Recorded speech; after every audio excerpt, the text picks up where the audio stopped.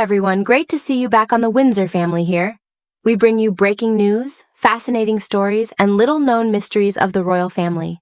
Make sure to like this video and subscribe so you won't miss any updates. Meghan Markle has finally resurfaced on Instagram, and of course, it couldn't just be a casual reappearance.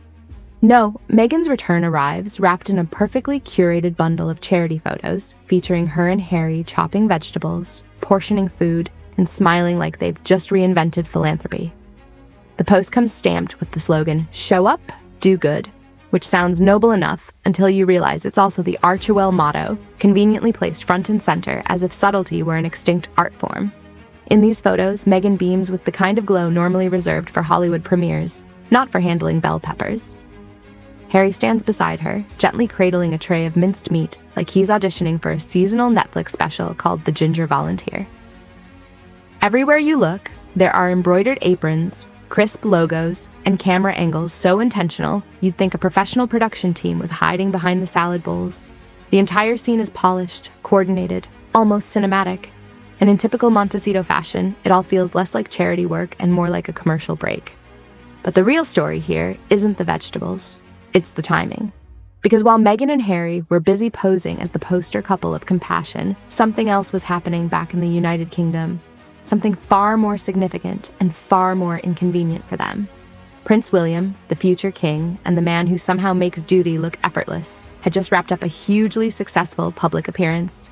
He attended a comedy workshop hosted by Kiri Pritchard McLean, co-founder of the Gwynedd Make Do comedy school in Wales, and the event was a hit. William was relaxed, charismatic, witty without trying, and the public adored him, again. The media coverage was warm, positive, and widespread. And that, historically, is when Meghan Markle experiences a sudden burst of online productivity.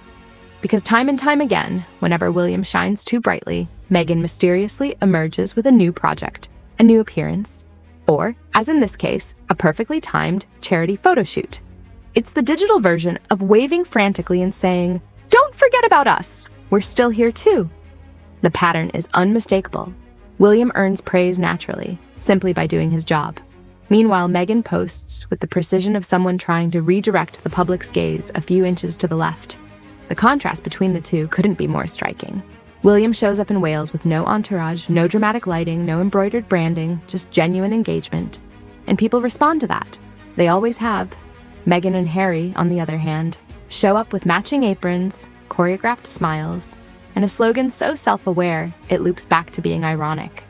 It's earnestness dressed as marketing, and marketing dressed as meaning. The truth is, William doesn't need a motto like, "Show up, do good." He simply shows up and the good naturally follows.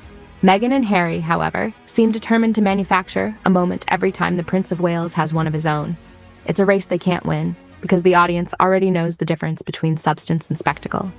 So while Meghan is busy plating food for the cameras, William is quietly reinforcing why he is the steady, dependable future of the monarchy.